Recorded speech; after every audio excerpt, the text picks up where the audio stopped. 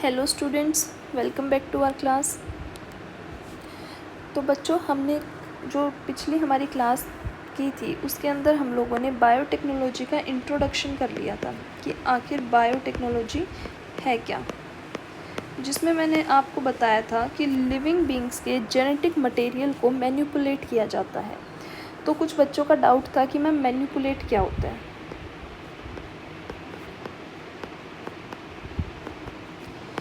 तो बच्चों, मैनिपुलेट का मतलब होता है कि जो जेनेटिक मटेरियल है ना, उसका जेनेटिक मेकअप है उसको ऑल्टर करना। जो ओरिजिनल जेनेटिक मेकअप है किसी भी ऑर्गेनिज्म का, उसको क्या करना, ऑल्टर करना। जेनेटिक मेकअप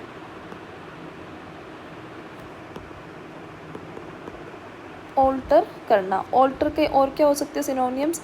मॉडिफाई करना या चेंज करना, कुछ भी हो सकता है। ठीक है, जेनेटिक मेकअप ऑल्टर करना, इसका मतलब क्या है कि मैंने आपको पिछली क्लास में बताया था कि जो फर्स्ट आरडीटी बनाया था, रिकॉम्बिनेंट डीएनए बनाया था हमारा, जो फर्स्ट रिकॉम्बिनेंट डीएनए बनाया था वो किसका बनाया था? एस टाइफी का बनाया था,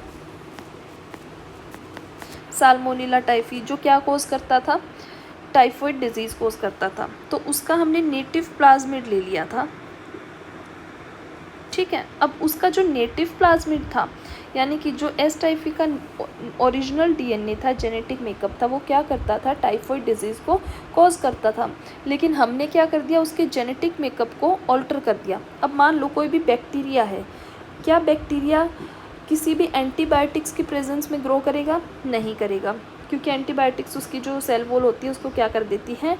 डिग्रेड कर देती हैं और बैक्टीरिया को किल कर देती हैं। तो इसमें हमने यही किया था एस टाइफी वाले में कि जो इसका नेटिव प्लाज्मिड था उसके जेनेटिक मेकअप को क्या किया था? ऑल्टर किया था, और उसके अंदर हमने कौन सा जीन इंसर्ट कर दिया था?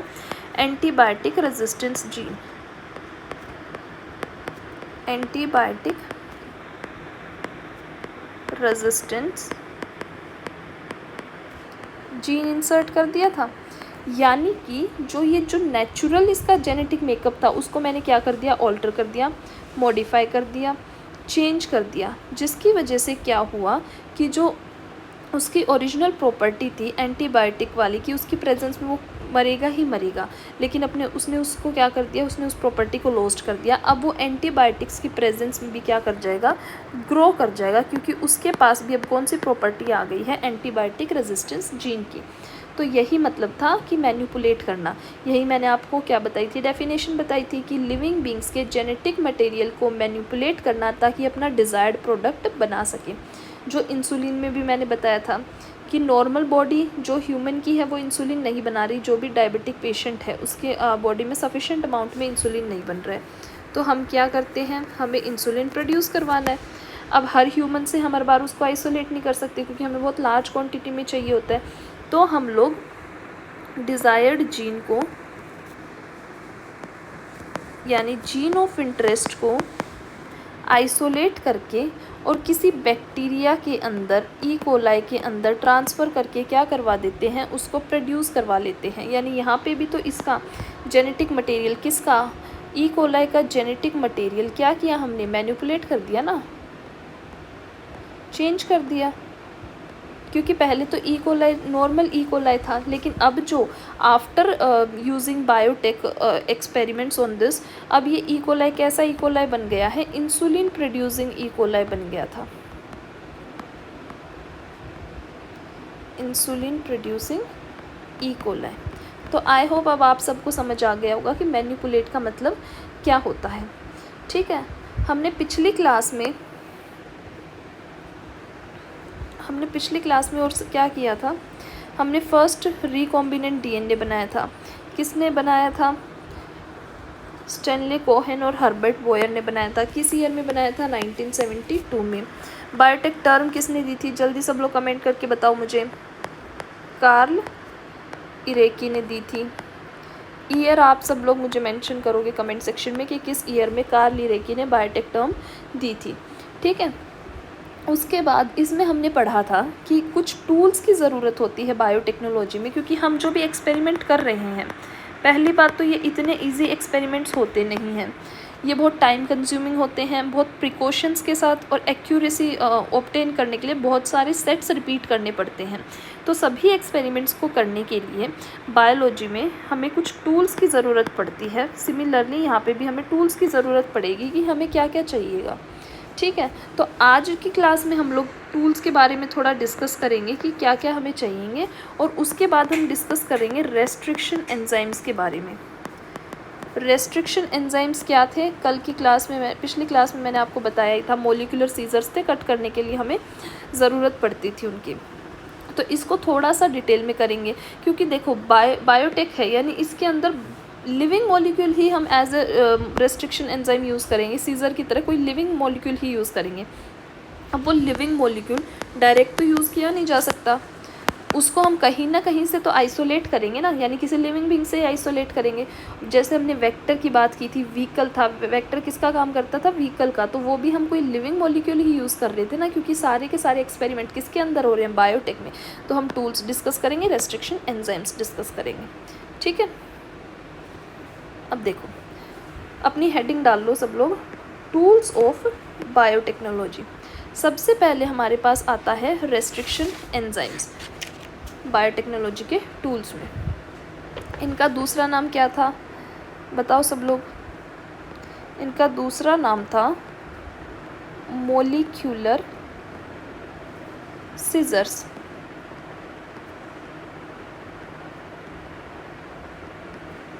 ठीक है, ये क्या करते हैं? अलाउ करते हैं मैनिपुलेशन को, ताकि ईजिली हो सके मैनिपुलेशन, क्योंकि कोई चीज़ जब तक कट नहीं हो पाएगी तो उसको हम जोड़ेंगे कैसे कि हमें जो डिज़ायर्ड एंड है वहाँ पे हम क्या कर सके, कट लगा सके। तो उसमें क्या कौन हेल्प करते हैं? हमारे रेस्ट्रिक्शन एंजाइम। तो इसमें लिख लेंगे हम अलाउज प्रिसाइज का मतलब क्या है कि जिस जगह पे हमें कट लगाना है ना, ये सिर्फ वहीं पर्टिकुलर जगह पे कट लगाते हैं। ऐसा नहीं है जहाँ मर्जी कट लगा दिया। हर रेस्ट्रिक्शन एंजाइम की अपनी एक स्पेसिफिक रिकॉग्निशन साइट होती है।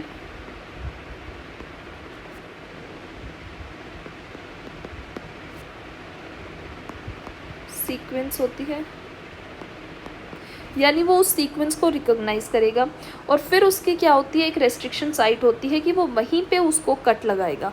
ठीक है, ऐसा नहीं है कि जहाँ मर्जी कट लगा दिया। यानी कि ये अलाउ करता है प्रिसाइज मैनिपुलेशन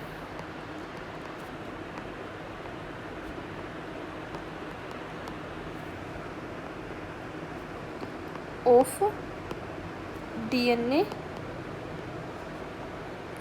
फ्रेगमेंट्स।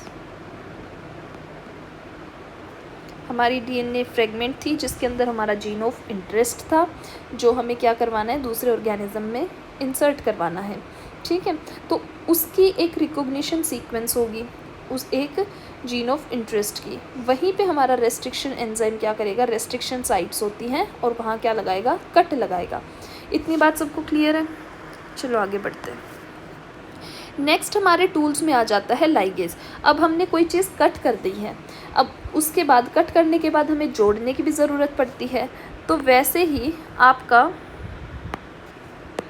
इसको नाम दिया था मॉलिक्यूलर सीजर्स, इसको हम नाम देते हैं लाइगेज को मॉलिक्यूलर ग्लू।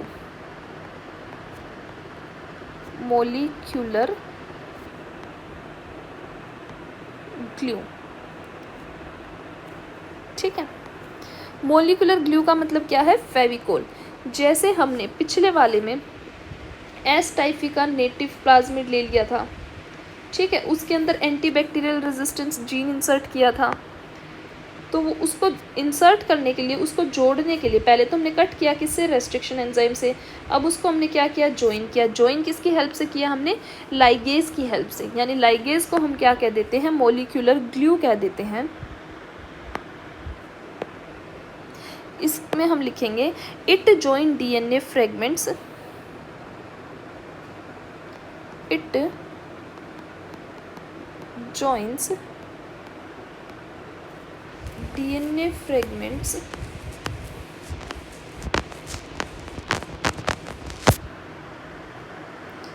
अब अगर ज्वाइन हो रही है तो उसकी वजह से ये किस में हेल्प कर रहा है? हमारी लाइगेज किस में हेल्प कर रहा है? मेनली रिकॉम्बिनेंट डीएनए में हेल्प कर रहा है, which help in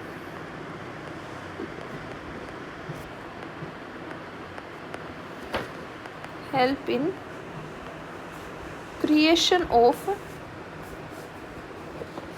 recombinant DNA.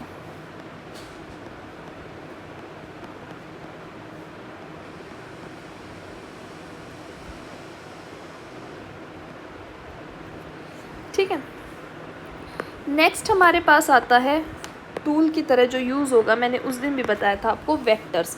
Vector क्या थे? व्हीकल थे, यानी जो आपके डिज़ायर्ड जीन ऑफ इंटरेस्ट को एक ऑर्गेनिज्म से दूसरे ऑर्गेनिज्म में क्या करवा रहा है? ट्रांसफ़र करवा रहा है। तो वेक्टर जब ट्रांसफ़र करवाते हैं, वेक्टर की हेल्प से अगर हम कुछ ट्रांसफ़र करवाते हैं, तो जल्दी कमेंट सेक्शन में बताओ कि मैंने क्या बताया था, उसको डायरेक्ट ट्रांसफ़र बताया था या इनडायरेक्ट ट्रांसफ़र बताया था? मैंने उसे इनडायरेक्ट ट्रांसफ़र बताया था। ठीक है, यानी जैसे तुम लोग अपनी इंस्टीट्यूट कैसे आते हो? बस में बैठ के आते हो, तो यानी वो बस तुम्हारे लिए क्या हो गई? वेक्टर हो गई। तुम्हारा घर क्या हो गया? ऑर्गेनिज्म ए हो गया। हमारा इंस्टीट्यूट क्या हो गया? ऑर्गेनिज्म बी हो गया। अब यहाँ क्या ट्रांसफ़र करने का काम कौन कर रहा है? वो बस कर रही है। तो यहाँ पे बस किसका रोल प्ले कर रही है? बस is acting as a vector. ठीक है, तो इसमें हम लिख देंगे genetic element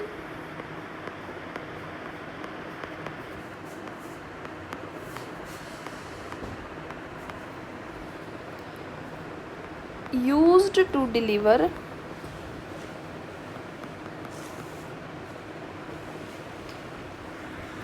DNA into host cell।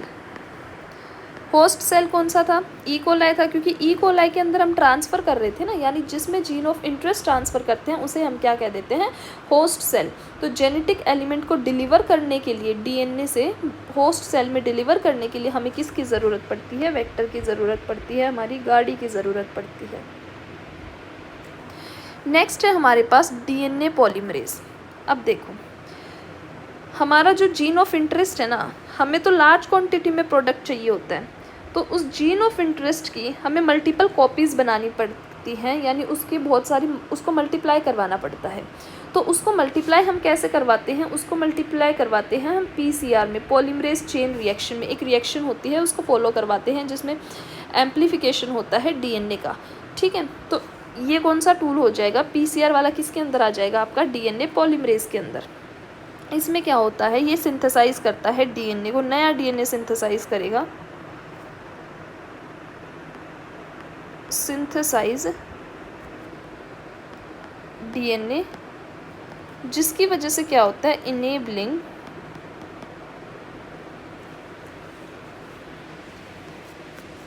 The amplification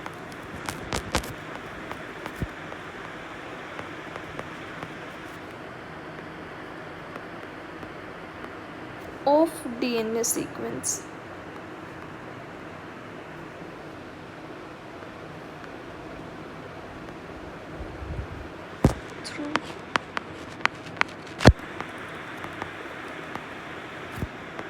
technique like PCR.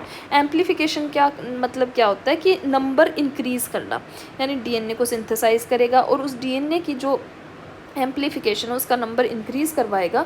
किस टेक्निक की हेल्प से? पीसीआर की हेल्प से। ये हम डिटेल में आगे चैप्टर में डिस्कस करेंगे, बस अभी आप ये इतना ध्यान रख लो कि एम्प्लीफिकेशन के लिए कौन सा टूल यूज़ होता है? DNA polymerase. ठीक है, फिर मैंने आपको बताया था उस दिन कि ह्यूमन बॉडी से हमने पूरा का पूरा डीएनए आइसोलेट किया था। डीएनए को आइसोलेट करने के प्रोसेस को हमने क्या कहा था? स्पूलिंग कहा था।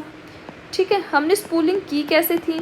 स्पूलिंग हमने, जो हमारा डीएनए आइसोलेट हुआ था उसके अंदर और भी चीज़ें मिक्स थी, जो आरएनए डिग्रेड हुआ था या प्रोटीन डिग्रेड हुए थे, सब कुछ मिक्स था, उसमें से अपना डिज़ायर्ड डीएनए निकालना था। यानी उसमें चिल्ड इथेनॉल डाल दी थी मैंने, चिल्ड इथेनॉल में हमारा डीएनए डाल दिया था, तो वो ऊपर की साइड आ गया था। अब उस डीएनए की हमने क्या करवाई? फ्रेगमेंट्स करवाई। अब उस फ्रेगमेंट्स में से हमारा डिज़ायर्ड जीन ऑफ इंटरेस्ट कौन सा है उसको क्योंकि डीएनए तो पूरे डीएनए की फ्रेगमेंट्स हो गई, तो डिज़ायर्ड जीन ऑफ इंटरेस्ट को सेपरेट करने के लिए हम कौन से टेक्निक का यूज़ करते हैं? हम यूज़ करते हैं जेल इलेक्ट्रोफोरेसिस का। यानी ये क्या करता है? ये सेपरेट करता है, सेपरेट डीएनए फ्रेगमेंट्स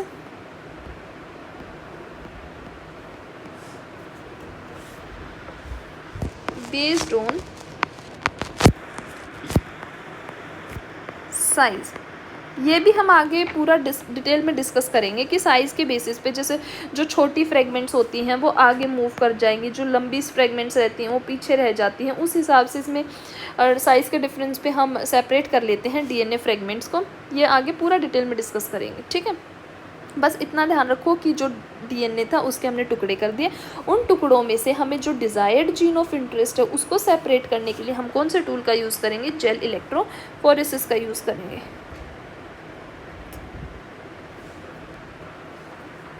नेक्स्ट हमारे पास लास्ट टूल आ जाता है। टूल का मतलब क्या है कि जो जो चीज़ें हमें रिकम्बाइन करने में या डिज़ायर्ड प्रोडक्ट ऑब्टेन करने में ज़रूरत हो रही हैं, ठीक है। Host cell.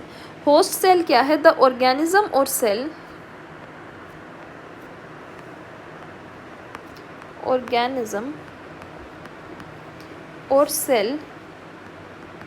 in which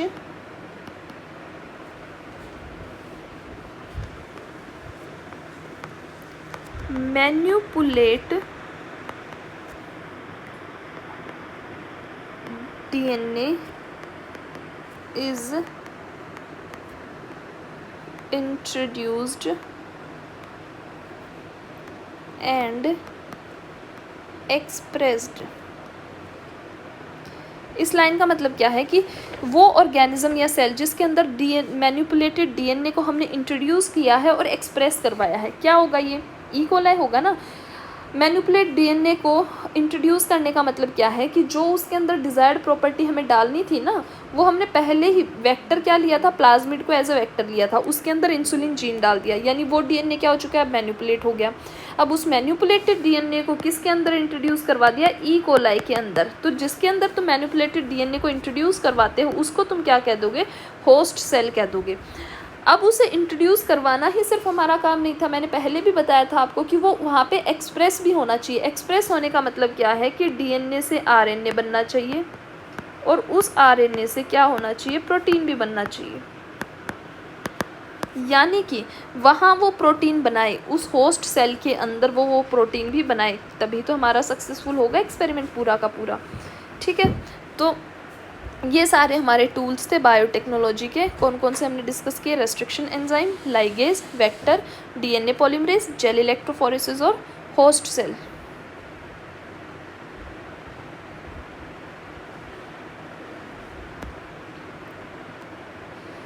अब देखो, अभी आज हम डिस्कस करेंगे पहले रेस्ट्रिक्शन एंजाइम्स के बारे में। लेकिन रेस्ट्रिक्शन एंजाइम्स जो हैं, जैसे मैंने आपको शुरू में ही बताया था कि उसके लिए हम जो रेस्ट्रिक्शन एंजाइम है वो आइसोलेट कहाँ से करेंगे? लिविंग बींग से आइसोलेट करेंगे। यानी कोई ऐसा लिविंग बींग जिसके पास वो ऐसी कोई प्रॉपर्टी होगी जो मोलिकुलर सीजर की तरह काम करेगा। लेकिन उस प्रॉपर्टी को भी समझने से पहले हमें कुछ मेथड समझने की ज़रूरत है कि बैक्टीरिया के अंदर जीन ट्रांसफ़र किन किन मेथड से होता है, ठीक है। तो पहले एक बार वो डिस्कस कर लेते हैं, उसके बाद रेस्ट्रिक्शन एंजाइम वाला डिस्कस करेंगे।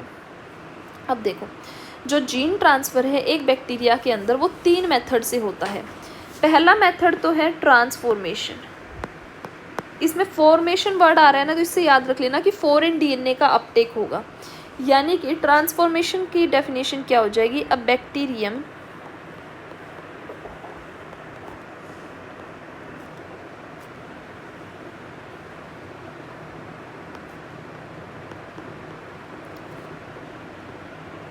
टेक्स अप फ्री डीएनए, इसी को हम क्या कह देते हैं? फॉरेन डीएनए, क्योंकि उस बैक्टीरिया के लिए तो क्या हो जाएगा? फॉरेन डीएनए हो जाएगा from its environment, from its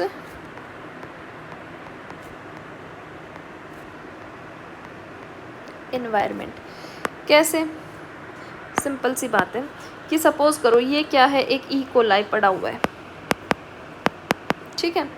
इस ई कोलाई के बाहर हमने कौन सा जीन बाहर पड़ा हुआ था हमारा? ऐसे इंसुलिन है, ठीक है। तो द बैक्टीरियम वो मेथड जिससे फ्री डीएनए, कोई फॉरेन डीएनए है, इन्वायरमेंट से डायरेक्ट अपने अंदर इसको ट्रांसफ़र करवा लेता है, तो इस मेथड को हम कह देते हैं ट्रांसफॉर्मेशन।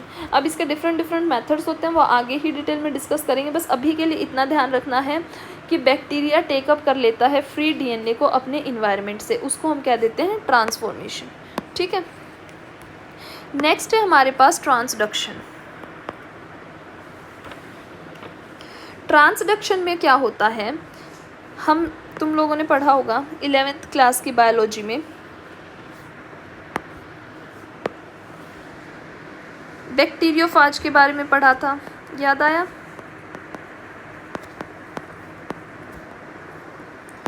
यानी कि बैक्टीरियोफाज में इसको ब्रेक डाउन करेंगे तो क्या बनेगा, बैक्टीरिया, और फाज मतलब किल करना, यानी जो बैक्टीरिया को किल करेगा, यानी ये एक क्या होता है, वायरस होता है।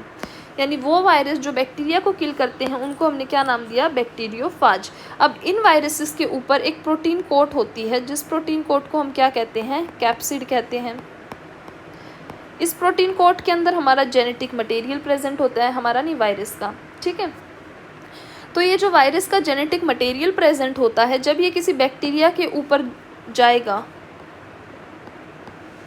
तो जब ये इस बैक्टीरिया के ऊपर जाएगा तो ये यहाँ पे जैसे इंजेक्शन लगाते हैं ना, उस तरीके से क्या करता है, ऐसे प्रेशराइज करेगा और अपने जेनेटिक मटेरियल को इसके अंदर क्या कर देता है, रिलीज़ कर देता है। यानी कि वो प्रोसेस जिसके अंदर कोई वायरस यूज़ हो रहा है जेनेटिक मटेरियल को ट्रांसफ़र करने के लिए, उसे हम क्या कह देंगे, ट्रांसडक्शन, ठीक है। DNA is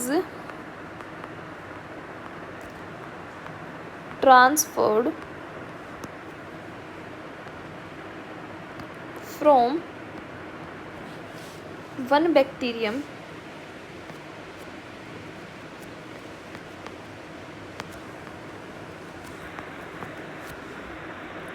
to another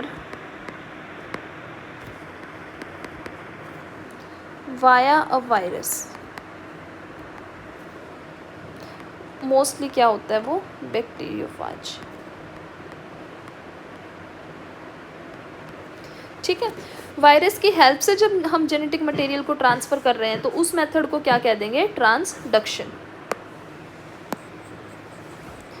now next method आता है हमारे पास कॉन्जुगेशन। कॉन्जुगेशन में क्या होता है, सेक्स ट्यूब बन जाती हैं इनके बीच में पाइलस की हेल्प से, यानी DNA is transferred between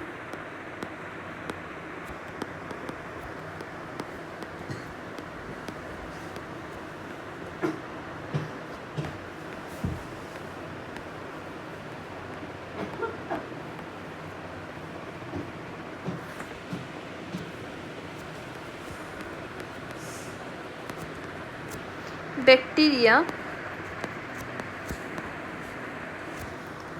through a physical connection।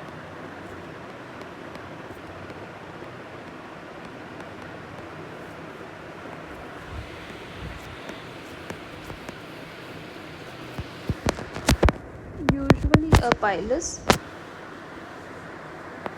between cells. यानी इसके अंदर क्या होता है कि दो बैक्टीरिया हैं, इनके बीच में एक सेक्स ट्यूब बनती है जिसको हम क्या कहते हैं, ज़्यादातर पाइलस कह देते हैं, और इसका जो जेनेटिक मटेरियल इस तरीके से इसके पास क्या हो जाता है, ट्रांसफ़र हो जाता है। तो ये कौन सा हो गया, जीन ट्रांसफ़र का तीसरा मेथड हो गया, जिसे हमने क्या कहा, कॉन्जुगेशन। हमने जीन ट्रांसफ़र बैक्टीरिया में किस किस तरीके से होता है, तीनों मेथड देख लिए। अब हम जो हमने टूल्स पढ़े थे ना शुरू में, उन टूल्स को डिटेल में करेंगे। आज आपको रेस्ट्रिक्शन एंजाइम्स आइसोलेट कैसे हुए थे सिर्फ उतना बता देती हूँ, फिर हम कल की क्लास में वो किस टाइप से स्टिकी एंड प्रोड्यूस करते हैं, किस टाइप से रिकॉग्नाइज करवाने में हेल्प करते हैं, रेस्ट्रिक्शन साइट्स कैसे रिकॉग्नाइज होती हैं, रिकॉग्निशन सीक्वेंस का क्या काम है, ये सब हम कल डिस्कस करेंगे। अभी के लिए सिर्फ इतना बताएंगे कि रेस्ट्रिक्शन एंजाइम्स कैसे आइसोलेट किए हमने, ठीक है। अभी तक जो कुछ पढ़ा था सब एकदम रिवाइज़ कर लो और माइंड को थोड़ा एकदम रिलैक्स कर लो और क्लियर कर लो, ठीक है। क्योंकि अब जो है ना ये प्रोसेस है, इस प्रोसेस को एक बार आपको थोड़ा सा एकदम फ्री माइंड से समझने की ज़रूरत है, उसके बाद आपको कोई दिक्कत नहीं आएगी, ठीक है। एकदम नया टॉपिक है, बहुत ज़्यादा इसमें रेलिवेंट नहीं है पीछे का, इसको बिल्कुल एकदम नए टॉपिक की तरह समझना, ठीक है। कि जो रेस्ट्रिक्शन एंजाइम टूल्स हैं, हमारे टूल्स का फर्स्ट टूल है रेस्ट्रिक्शन एंजाइम। हमने वो रेस्ट्रिक्शन एंजाइम किसी भी लिविंग ऑर्गेनिज्म से कैसे आइसोलेट करा। तो सबसे पहले हेडिंग लिख लेते हैं अपनी।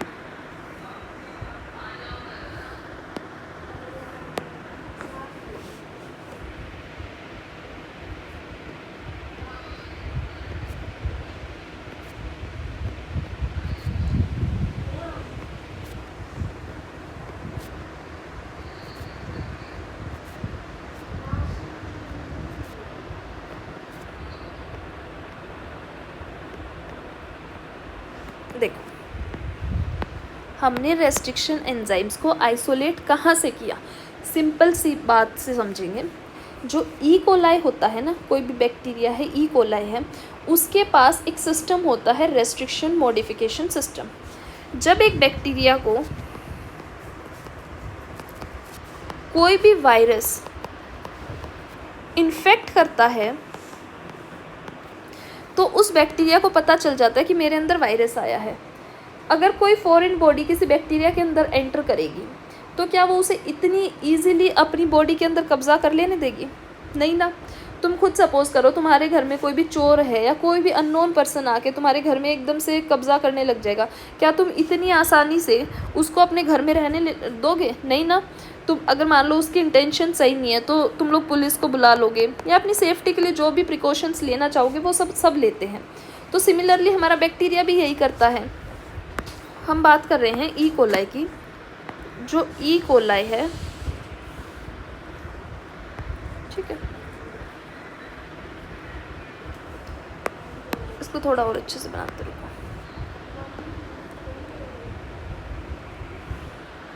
ये क्या है? हमारा ई कोलाई, ठीक है। अब इस ई कोलाई को कौन इन्फेक्ट करता है? आकर के वायरस इन्फेक्ट करेगा। मैंने उस दिन बताया था ई कोलाई का अपना क्रोमोसोमल डीएनए होता है एक। तो ये क्या? ई कोलाई का क्रोमोसोमल डीएनए, यानी कि जो ई कोलाई की सारी फंक्शनिंग को क्या कर रहा है? कंट्रोल कर रहा है, ठीक है। अब इस ई कोलाई के ऊपर किसी वायरस ने अटैक किया। कौन सा वायरस अटैक करेगा? हमारा बैक्टीरियोफाज, जिसको मैंने अभी आपको समझाया था, ठीक है।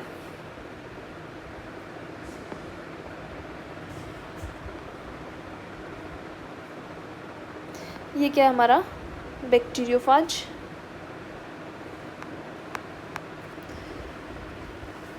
अब ये जो बैक्टीरियोफाज है अपने जेनेटिक मटेरियल को इसके अंदर कैसे डाल देगा? ठीक है, जब वायरस की हेल्प से कोई जेनेटिक मटेरियल ट्रांसफ़र हो रहा है बैक्टीरिया के अंदर, बताओ जल्दी। अभी तीनों प्रोसेस पीछे बताए थे, उस मेथड को क्या कहेंगे?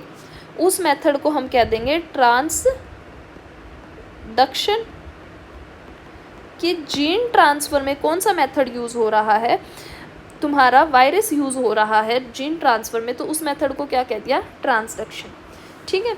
अब जैसे ही ये जेनेटिक मटेरियल इसके अंदर आएगा, इस जेनेटिक मटेरियल इसका जो जेनेटिक मटेरियल है ये जब ग्रो करता है ना, तो ये क्या करेगा? ये अपनी कैप्सिड खुद बना लेता है। तो स्लोली एंड ग्रेजुअली ये अपने इसका जो क्रोमोसोमल डीएनए है इसकी तो क्या कर देता है? फ्रेगमेंट्स कर देता है। इसको तो तोड़ दिया टुकड़ों में, ठीक है। और इसके बाद खुद क्या कर लेता है? खुद अपने ही जेनेटिक मटेरियल के ऊपर अपनी बहुत सारी क्या बना लेता है? कैप्सिड यानी प्रोटीन कोट बना लेगा और पूरा का पूरा बैक्टीरियोफाज को क्या कर देता है? जन्म दे देता है, जिसकी वजह से फिर आगे जाके क्या होगा? जिसकी वजह से सपोज यहाँ से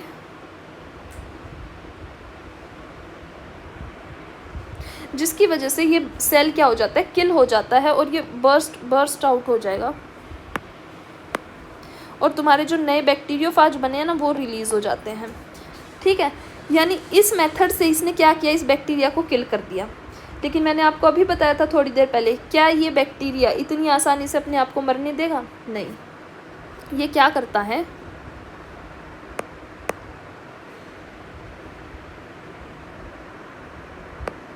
ये क्या करेगा? ये जैसे ही इसके अंदर एंटर करेगा ना, तो जो ई कोलाई का ये जैसे ही इसके अंदर एंटर किया,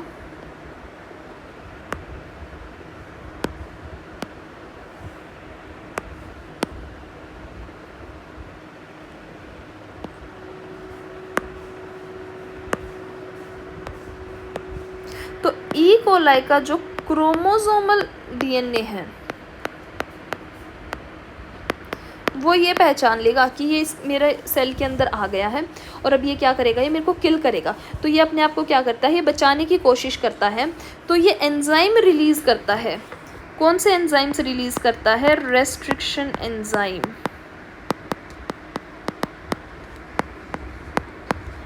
यानी कि वो रेस्ट्रिक्शन एंजाइम क्या करेंगे, इसको टुकड़ों में ब्रेक डाउन कर देंगे। यानी इस बैक्टीरियोफाज के जेनेटिक मटेरियल को क्या कर दिया, किल कर दिया। ये करने क्या आया था, इसके वाले को किल करने आया था। इन्होंने वो एंजाइम्स रिलीज़ कर दिए जो इसी के जेनेटिक मटेरियल को क्या कर दिया, किल कर दिया। ठीक है, तो साइंटिस्ट ने देखा यानी जो काम कर रहा है, ऐसा कुछ एंजाइम है जो इसको किल करने में हेल्प कर रहा है, उसको उन्होंने क्या नाम दे दिया, रेस्ट्रिक्शन एंजाइम। और कहा कि ये तो हमारे बायोटेक में आरडीटी में बहुत यूज़फुल काम कर सकता है, हमारे बहुत काम आ सकता है। लेकिन अब आप एक बात देखो, इस रेस्ट्रिक्शन एंजाइम का काम क्या होता है कि कोई भी जीन सीक्वेंस है उसको रिकॉग्नाइज करना और उसको वहाँ पे कट लगा के किल कर देना होता है। पर ये खुद को भी तो कट लगा सकता है क्योंकि इसका खुद का क्रोमोसोमल डीएनए भी तो प्रेजेंट है इस सेल के अंदर। तो ये अपने आप को खुद को कैसे बचाता है कि खुद इसके कट नहीं लगता, वो कैसे होता है, इसके पास खुद तो मिथाइलेशन कर लेता है। ये मिथाइलेशन यानी मिथाइल कैप पहन लेता है अपने क्रोमोसोमल डीएनए पे। तो ये क्या कर लेता है, मिथाइल कैप पहन लेता है, जिसकी वजह से जो ये रेस्ट्रिक्शन एंजाइम्स है ना, इसके ऊपर अटैक नहीं कर पाते। यानी ई कोलाई के क्रोमोसोमल डीएनए पर अटैक नहीं कर रहे हैं, सिर्फ जो फॉरेन डीएनए आया उसके ऊपर अटैक कर दिया, क्योंकि उस फॉरेन डीएनए के पास ये कैप प्रेजेंट नहीं थी, ये कैप एब्सेंट थी। ये कैप किसके पास, उसके क्रोमोसोमल डीएनए के पास प्रेजेंट है। यानी this enzyme will produce cut at specific recognition sequence. और क्या करते हैं, डिस्ट्रॉय कर देते हैं जेनेटिक मटेरियल ऑफ वायरस को।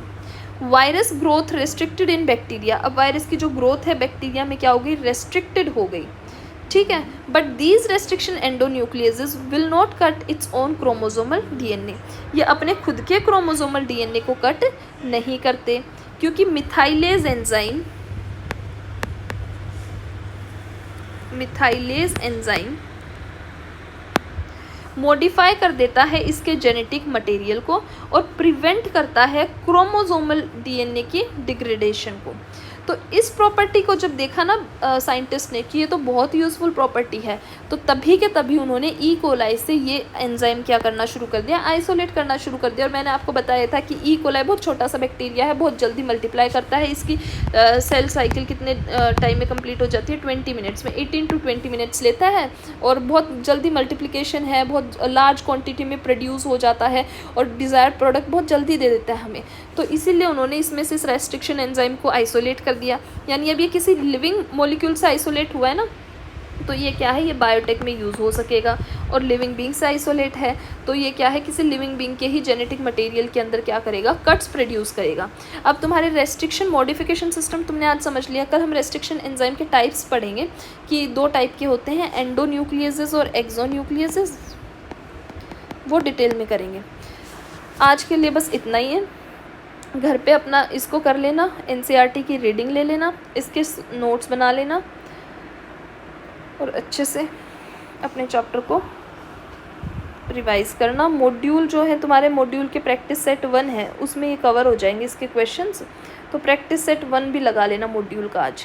ठीक है।